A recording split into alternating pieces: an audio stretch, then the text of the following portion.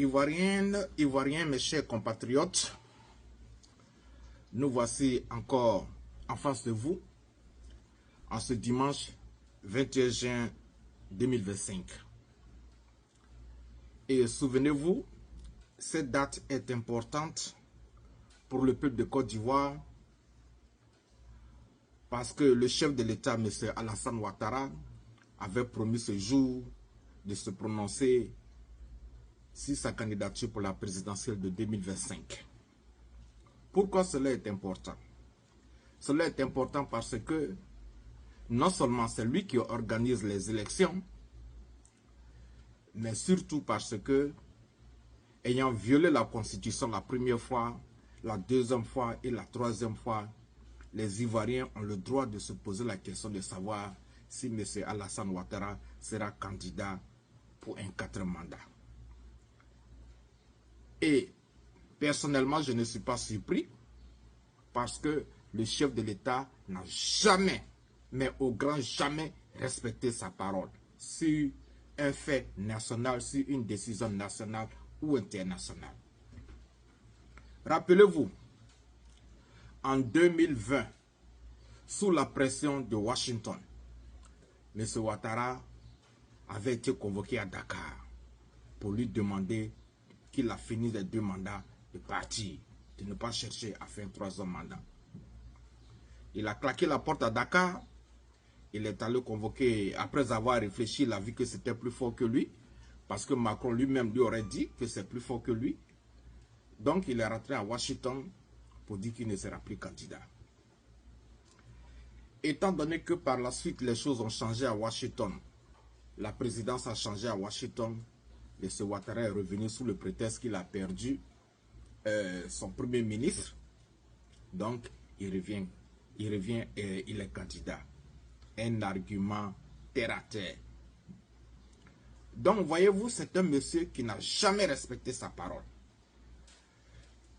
Je tiens pour preuve cet article que j'ai devant moi, que certainement beaucoup ont déjà vu. L'article dit ceci. Par Média, Prime Magazine et puis d'autres journaux aussi en ont parlé. Le président Alassane Ouattara, quote, « En ce qui concerne ma candidature aux élections présidentielles, je prendrai une décision les jours à venir. Des décisions qui seront prises après avoir mûrement réfléchi.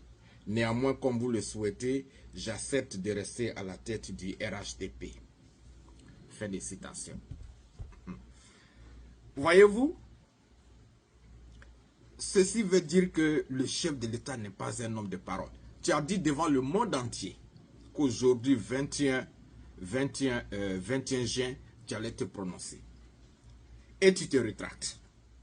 Une autre fois encore, tu te rétractes. Tu te rétractes, tu te rétractes, tu te rétractes. Je parlais hier avec un concitoyen en Europe. Et je lui ai dit ceci. Je lui ai dit, demain dimanche, M. Ouattara ne va certainement pas faire ce que les Ivoiriens attendent de lui. Mais, pour ce qui me concerne, moi je suis prêt, dès lundi, à achever ce que j'ai commencé.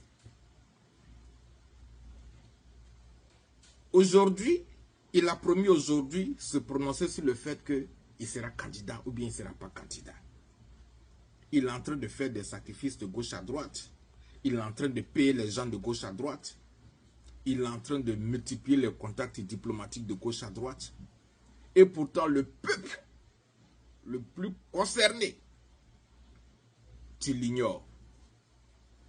Tu n'écoutes pas les appels du peuple qui te demande « Rends le tablier, M. Ouattara. Monsieur le chef de l'État, rendez le tablier. » M. Ouattara est incapable de respecter sa parole. Il est incapable de respecter la Constitution une seule fois.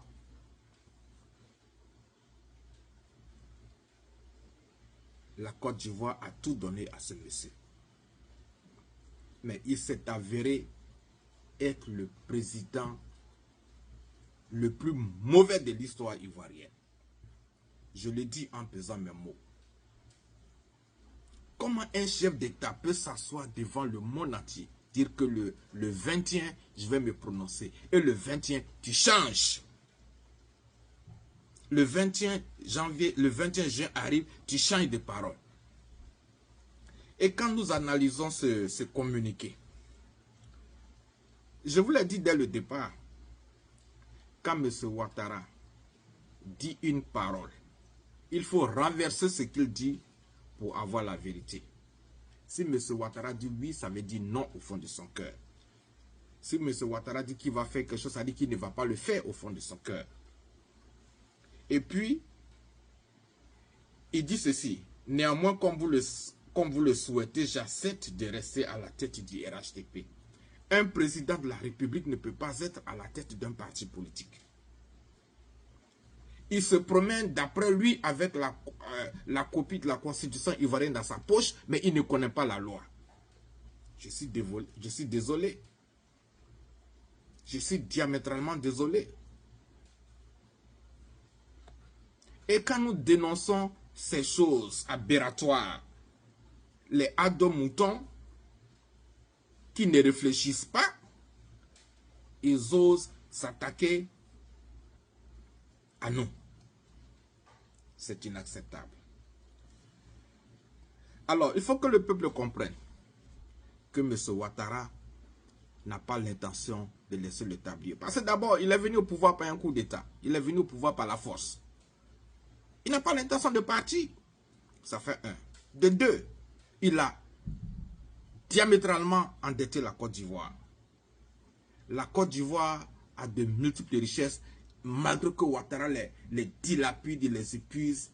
Dieu continue à bénir la Côte d'Ivoire. Et il n'a pas envie de laisser ça. Et troisièmement, il a commis tellement de crimes. Il a peur que celui qui vienne l'arrête, ou bien que la CPI elle-même le prenne. Je vais réfléchir. Tu as eu 5 ans pour réfléchir. Hein? Ça aujourd'hui là, tu vas réfléchir encore. Mais écoutez, ne prenez pas les gens pour des enfants. M. Ouattara. Alors, voici ce qui va se passer. Je vous l'ai dit la dernière fois. De par mon expérience juridique et avec la formation, l'inspiration spirituelle que j'ai, M. Ouattara, non seulement c'est la fin de son mandat, mais il ne visitera pas les tribunaux, que ce soit les tribunaux internationaux ou bien les tribunaux de Côte d'Ivoire. Et moi, David Bani, je promets de juger Ouattara. Vivant ou mort, Ouattara sera jugé parce que trop, c'est trop. Vivant ou mort, M. Ouattara sera jugé. Le peuple de Côte d'Ivoire est prêt à pardonner tous les crimes de Ouattara, lui demandant simplement de se retirer. Après avoir fait 3 mandats, 15 ans au pouvoir que tu ne méritais pas. Tu t'es enrichi d'une façon illicite. Le peuple ne te poursuit pas pour ça. Tu as endeuillé des milliers de familles. Le peuple ne te poursuit pas pour ça. Tu as fait 15 ans au pouvoir. Le peuple dit c'est bon, il faut partir tranquillement. Moi-même, je lui ai écrit en 2020. Monsieur le chef de l'État, vous avez fait votre part. Mais il est temps que vous vous retirez maintenant. Et si vous vous retirez,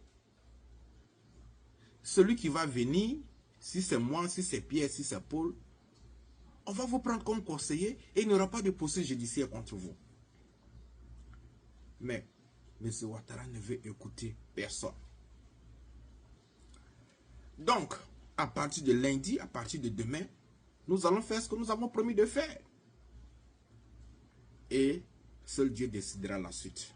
Mais une fois de plus, M. Ouattara a démontré que le peuple ne doit pas lui faire confiance d'un seul iota. Sa parole n'a pas de poids. C'est ce que ça veut dire. La parole de M. Ouattara n'a pas de poids. Il ne faut jamais croire ce que M. Ouattara dit.